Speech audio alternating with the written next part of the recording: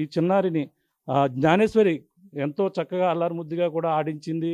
తన చెల్లి కోసం ఎంతో తాపత్రయపడుతూ తన తల్లి బిజీగా ఉన్నా సరే తన ఉయ్యాల ఊపుతూ తను ఆడించి లాలించేది. కానీ ఇప్పుడు జ్ఞానేశ్వరి 9 రోజులైనా సరే ఇంకా రాకపోవడంతో వీళ్ళంతా కూడా బాధపడుతున్నారు. ఇప్పుడు ఎవరెవరు ఏంటనేది కూడా తెలుసుకునే ప్రయత్నం చేద్దాం. అలాగే జ్ఞానేశ్వరికి తల్లి, తండ్రి మనకు ప్రధానంగా తెలిసిందే. అలాగే జ్ఞానేశ్వరి ఏమవుతారు మీరు?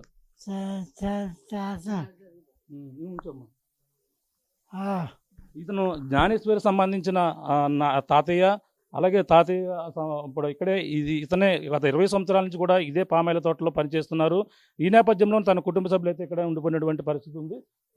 మీరేమవుతారమ్మా జ్ఞానేశ్వరి? తాతమ్మవా? ఏం పేరు మీ పేరు? కాప్సిట్టారాలు. ఎక్కడ మీది? రామచంద్రపురం. మరి పాప చూసారా పాపని జ్ఞానేశ్వరి మీరు? మాదొకూరు. ఇది డిసిషన్ జరిగిందని ఎప్పుడు తెలిసింది మీకు? శనివారం నాడు 12 గంటలకు తెలిసింది. ఓకే, మీకు తెలుసా జ్ఞానేశ్వరి? మీరు చూసారా? మీరు జ్ఞానేశ్వరి నీతో ఎలా ఉండేది? బాగా ఆడుకుండేది. మిమ్మల్ని ఏమని పిలిచేది? అని కాకేసేదండి. నానమ్మ అని పోయి నాని అని కాకేసేదండి. మా పిల్లలు నెల కాకేసి నన్ను నెల కాకేసేదండి నాని అని. వదిలేదు కాదండి, బాగా చూసుకునే వాళ్ళండి పాపని. ఆ పాప పుట్టిన పెద్ద పాప అని ఆనందంగా చూసుకొని చేసుకొచ్చామండి. ఇవాళ పేదలకి చేసామండి పాప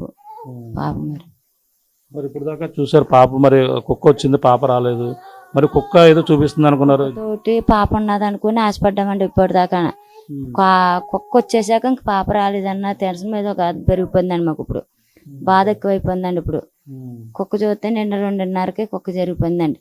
ఇంక పాప ఏదో ఉందన్నా బాధగా ఉందండి. పాప వస్తే బాగుంటుందని చూస్తున్నాం సార్.